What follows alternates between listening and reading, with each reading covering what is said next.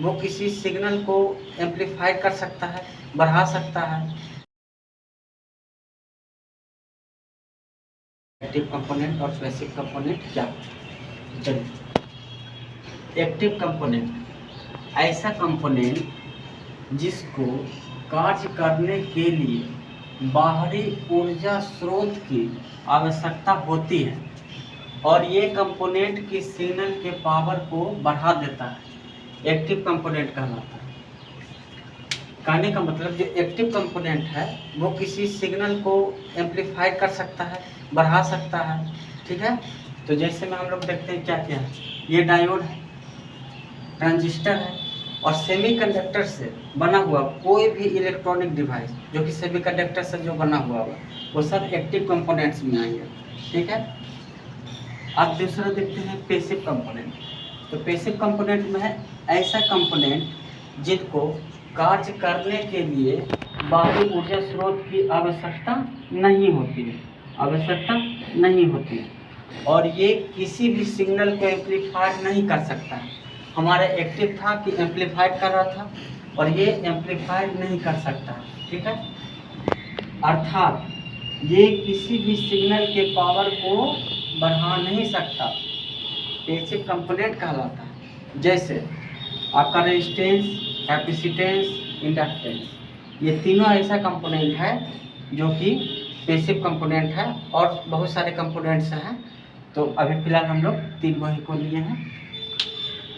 अब हम ये दोनों का डिफरेंट देखते हैं कि एक्टिव और पैसिव में क्या डिफरेंट है। चलिए अब देखते हैं different between active and passive. Active और पैसिव का डिफरेंट देखते हैं। तो चलिए, एक्टिव कंपोनेंट में पहला नंबर, यह लंबे समय तक एनर्जी को प्रोवाइड करता है। क्या कहने का मतलब, ये लंबे समय तक आपको एनर्जी देगा। और पैसिव में देखते हैं, यह एनर्जी को प्रोवाइड करता है लेकिन कम समय तक।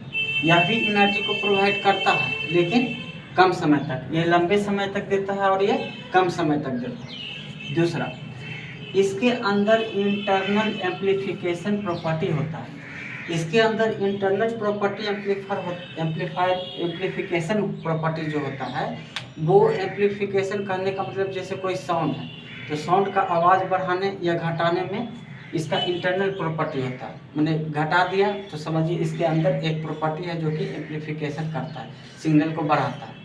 ठीक है, अब पैसिव में देखते हैं, इसके अंदर इंटरनल एम्पलीफिकेशन प्रॉपर्टी नहीं होता। कहने का मतलब ये किसी भी चीज़ को एम्पलीफाई नहीं कर सकता, सिग्नल को बढ़ा नहीं सकता है।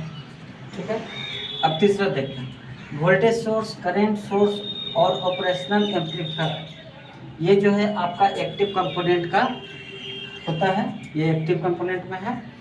और पैसिव कंपोनेंट में रजिस्टर, कैपेसिटर या इंडक्टर, ठीक है, ट्रांसफार्मर भी होता है। लेकिन ये क्या करता है, ये पावर को लेकर दूसरे तरफ सेंड कर देता है। एक तरफ से इनपुट देते हैं और उसमें सिर्फ बढ़ा करके या घटा करके सेंड कर देता है।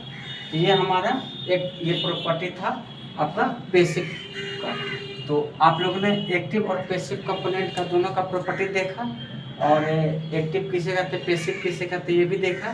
तो आप लोग वीडियो देखिए और आप हमारे चैनल को लाइक कीजिए, शेयर कीजिए, कमेंट कीजिए और सब्सक्राइब कीजिए। जी चलिए, थैंक यू।